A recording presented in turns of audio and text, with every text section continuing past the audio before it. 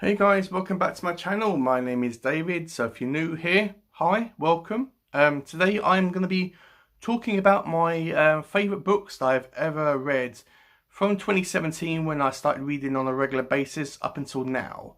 This was recommended to me by a very good friend of mine and a very big supporter of my channel and my content. His channel name is called Thinking Film. I'll put a description for his channel in the description down below, as well as a picture of his profile channel picture on my thumbnail, so you know what his thumbnail actually looks like. He does some really good content as well. He does really good reviews on books and documentaries, as well as one that's the Crip Camp or Camp Crip from the Netflix documentary, which I really enjoyed. So please check his channel out. So this is kind of a shout out and a dedication to him and his channel. So please check it out. Sorry guys, I'm a little bit thirsty. So yeah, this was kind of hard for me to do, but I looked up all the all the books I've read on Goodreads, and I made a list of my top 10. So I just want to make sure that I just want to say that this is going to be my own thoughts and opinions towards these novels. I do like all these books, so please keep that in mind. And let me know if you are interested in reading any of these books as well, or if you read them, or if you want to read them. Please let me know. So I just want to say that this isn't going to include Dune. I am currently reading this. I haven't finished Dune, but this will be in my top 10 at some point. I am going to be doing a top 10 revisited kind of video at the end of the year. So this will probably be in it, but right now Dune currently isn't in my top 10, but it's going to be. So I have got two honourable mentions I want to bring up as well that didn't make it into my top 10, but were really good, so I couldn't really ignore them. So the first one on my honourable mentions, sorry, I do have a stutter guys, apologies for that, I can't help it.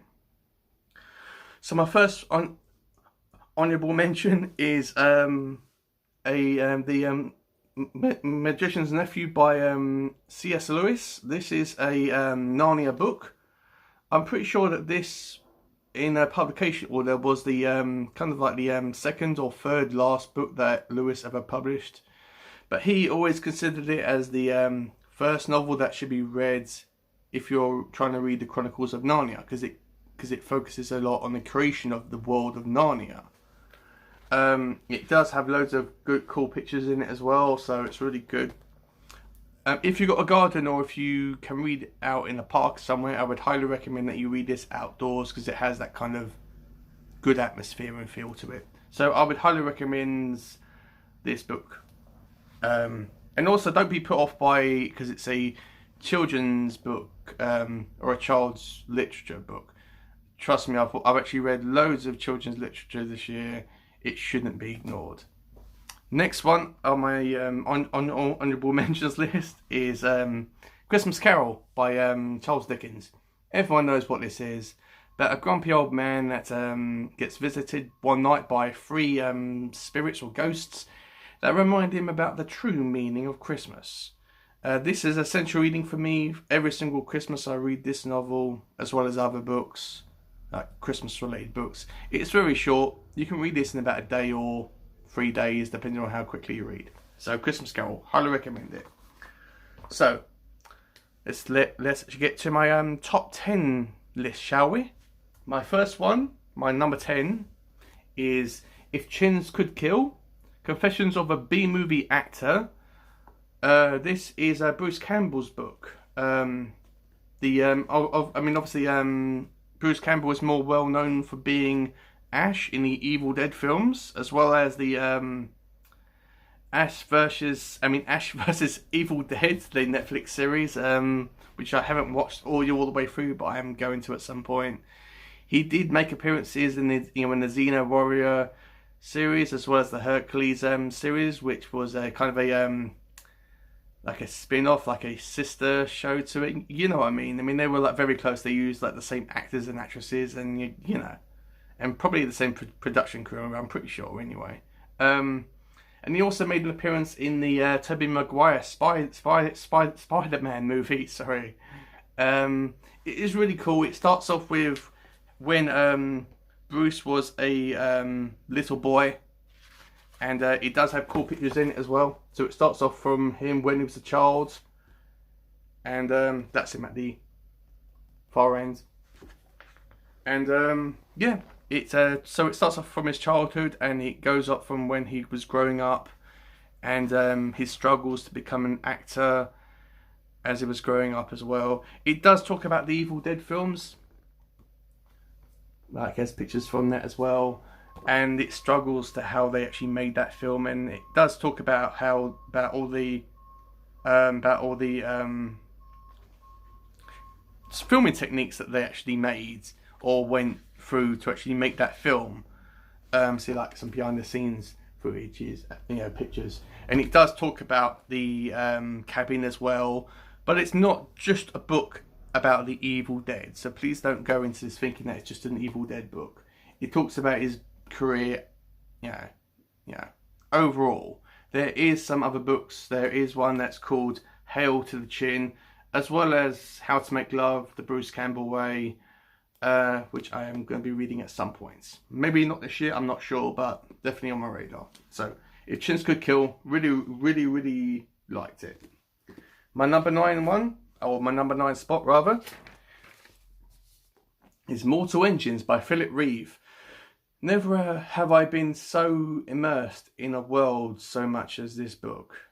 It was really highly enjoyable. I really liked it. I really like this world. It's like set on Earth, where everything's decimated, nothing's living on the surface. The entire world has been destroyed, and all these cities have been put on these giant wheels, and they all go around and like drive around and try to consume smaller towns and cities and villages in order to survive. It's a real dark and gritty novel. It is a YA book, don't be put off by that. I do like the concept of the world slightly more than the characters, but after I read this book, I immediately downloaded all the Mortal Engine books onto my Kindle. I am going to be downloading the spin-off books as well as the prequel books for the Mortal Engines series, but I want to read the original books before I get into that. So yeah, Mortal Engines, highly recommend it. Number 8 is Heart Shaped Box by Joe Hill. Joe Hill, if you didn't know, is Stephen King's son. His real name is Joseph Hillstrom King, but he wanted to write under Joe Hill because he didn't want to have people only buying his books because he is Stephen King's son.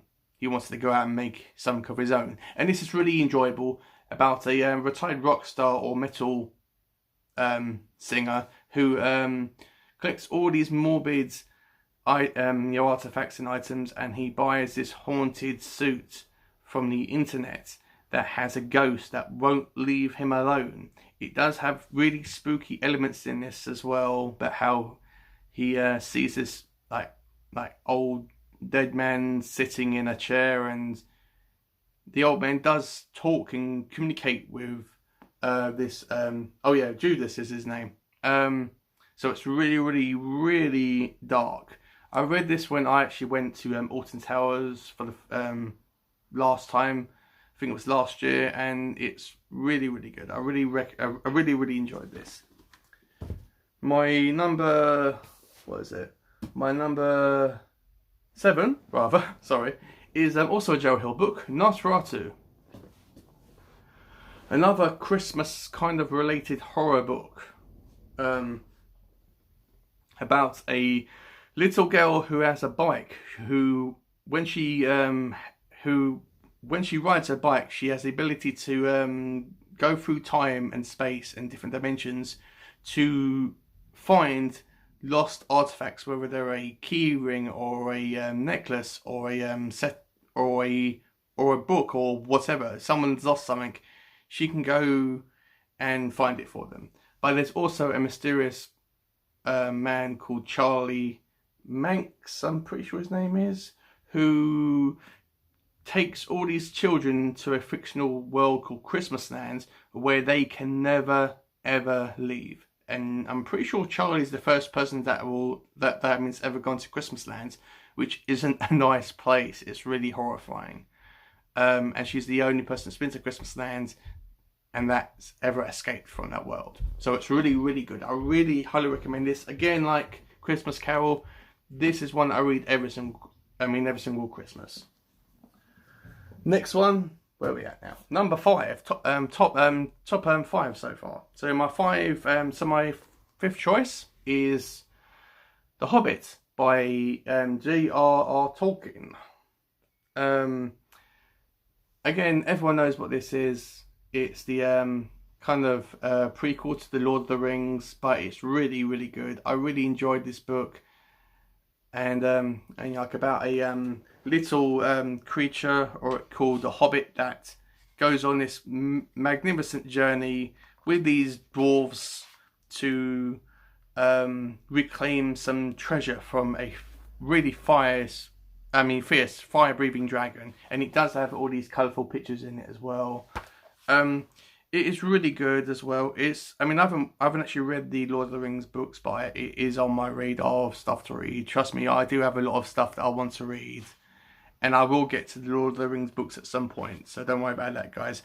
But The Hobbit is technically considered as a children's book, but it is really grown up. It is really good. It's not gory, it's nothing that will offend anyone. It's just a really fun, enjoyable book. So The Hobbit, really liked it. So The Hobbit was my number 6 read. Sorry about that. So The Hobbit's my number 6. My number 5 spot. Sorry, I'm actually looking at my notes. So my number 5 spot is Hogfather by Terry Pratchett. This is so much fun. It really is so much fun, this book. This is part of the Discworld book, which is a fictional world that Terry created. It's very much like our own world. It's very quirky. It is very expansive. You don't have to read any of the Discworld novels in order. I've only read a small handful of them, but you don't really need to read them in any order in order to understand the world. This Discworld or the universe as a whole. So you don't have to read them in order. You can read them however in what order that you want. But The Hogfather is a Christmas related book, which has let's try to think about this. Okay, there is a Santa Claus ish figure called the Hogfather, which instead of a fat bearded man, he is a man that's kind of like a hog or a pig, and instead of reindeer he has flying pigs on his sleigh, and he delivers presents. It's pretty much the same as Christmas, but instead of Christmas it is called Hogswatch in the Discworld series. And the Hogfather has actually disappeared, and Death takes up the mantle of being the Hogfather for the night to maintain the spirit of Hogswatch, so people don't lose hope in this holiday. And because if they do, the Hogfather and everything that he represents will disappear and vanish, and it will never ever come back. It is really, really good. It does have really good, unique characters in this as well as a really good villain called Tea Time, or Mr. Tea Time, or Ted, or Ted Tommy is how he says it's pronounced. But yeah, he is really, really good and insane. He really is good. I cannot praise this book enough. Again, I read this every single Christmas. Highly recommend The Hogfather book by Terry Pratchett. As well as, if you don't know exactly where to start with Terry Pratchett and the Discworld books, you can't go far wrong with Hogfather. It really is good. And even though it's a fantasy book, it is very easy to read. It really is. as with fantasy books, yes, it does have made up names like for characters and places, but there's nothing like really overly complex about this book, but it's really enjoyable. So number 4, Hitchhiker's Guide to the Galaxy by Douglas Adams. I can't believe I had to look on that to actually have a look. This is so much fun. Science fiction book about a Earthman who finds out that his best friend is an alien, and at the same time he realizes that he only has about 10 minutes before the planet Earth is destroyed. And when they hitchhike onto a spaceship, Ford and Arthur, who is the main character, as well as his best friend Ford Prefect, go on all these massive adventures throughout space. It is very short. The Hitchhikers books don't really have much of a plot.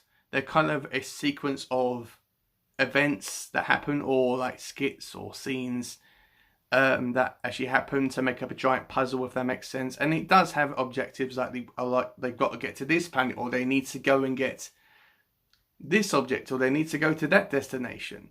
It's so that's kind of the way it is, but it's really, really good. It's very mind-blowing, is this book, as well as a really good character called Marvin, who is a paranoid robot who is very depressed all the time.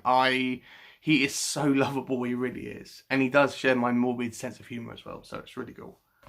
So Hitchhikers, really recommend it.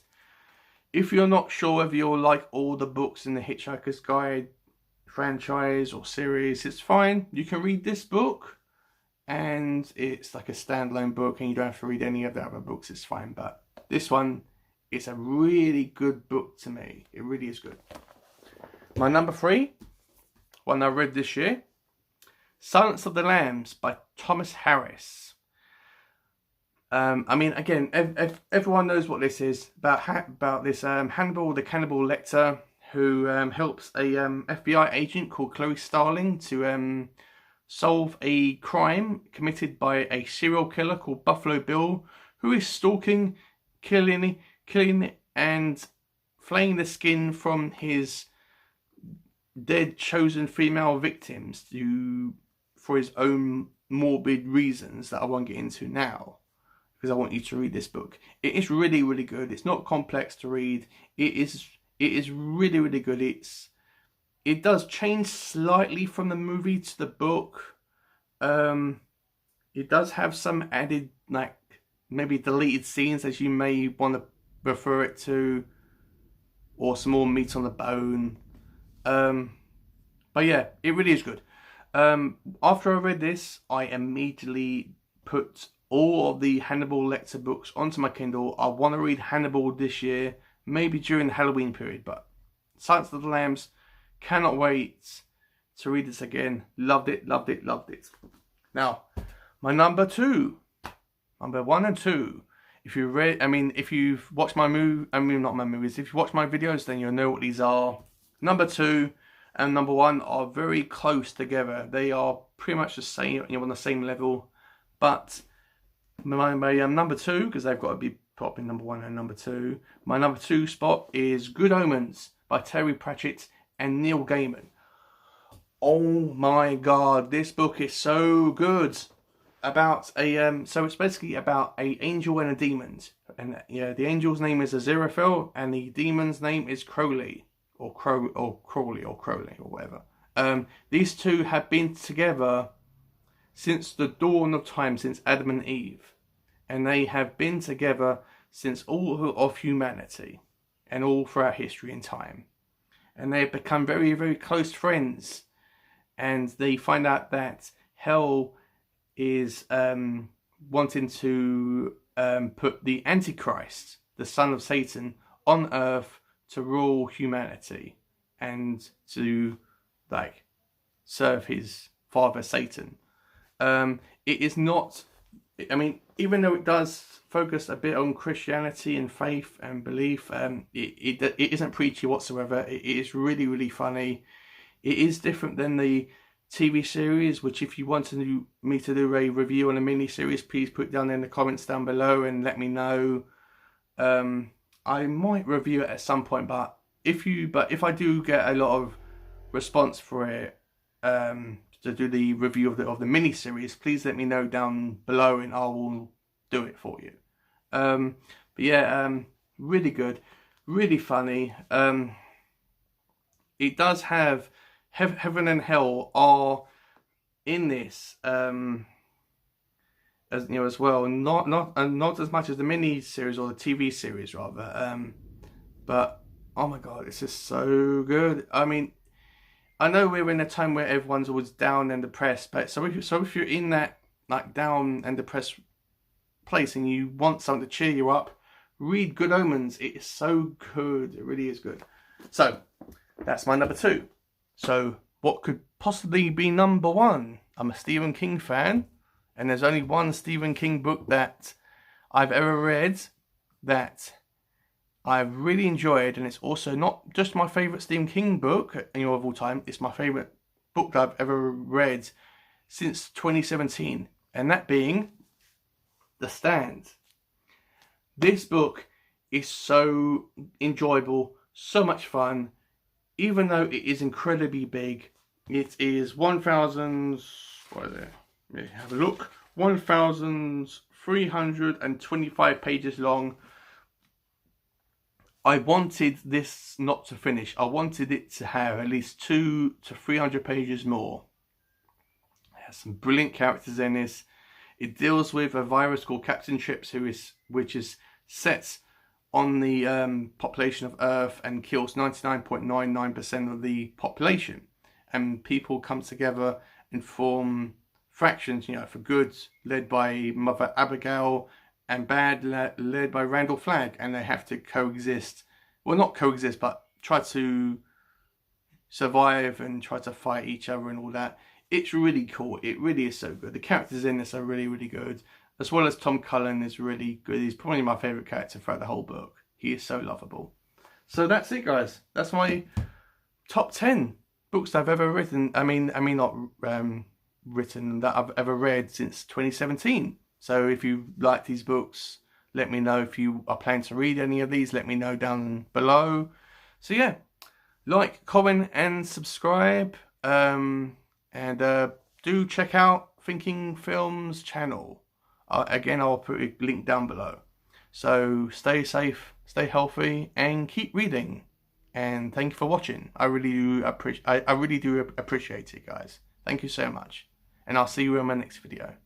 Bye.